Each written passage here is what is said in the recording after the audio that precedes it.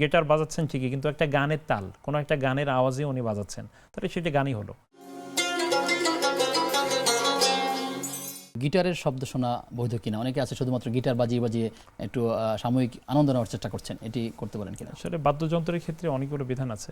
আধুনিক সময়ে এবং প্রাচীন সময়ে উভয় সময়ের কিন্তু বাদ্যযন্ত্রের ক্ষেত্রে অনেকগুলো কথা আছে। এই যে বিষয়টি বলল যে বাদ্যযন্ত্রগুলো আসলে সরাসরি মনে নেতিবাচক ধারণার দিকে নেয় না, অথবা সেগুলো নিয়ে কথা আছে, আমরা একদম বিলকুল সবগুলো হারাম এভাবে আমরা বলতে পারি না, কারণ এ নিয়ে বেশ কথা রয়েছে আধুনিক ওলামাদের ভিতরে এবং প্রাচীন ওলামাদের মধ্যে।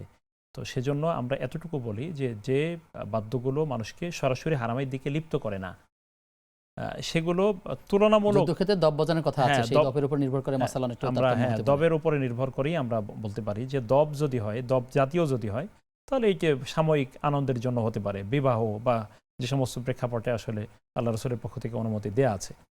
কিন্তু অন্যান্য ক্ষেত্রে যেগুলো প্রকাশ্য গুনার দিকে নিয়ে যাওয়ার সম্ভাবনা থাকে, এগুলো থেকেই দূরে থাকা উচিত। আবার কখনো কখনো শুধু এই বাদ্যের সাথে আবার গান থাকে, আবার গানের কথাগুলো নেতিবাচক থাকে, তখন তো আর ভিন্ন রকম হাদিস তো হচ্ছে ইন্নাল গিনা ইউনবিতুন নিফাকা ফিল কলব আও কামা যাকারা আলাইহিস সালাম, যে আসলে এই কিছু কিছু গান মানুষের ভিতরে নেফাকের জন্ম দেয়।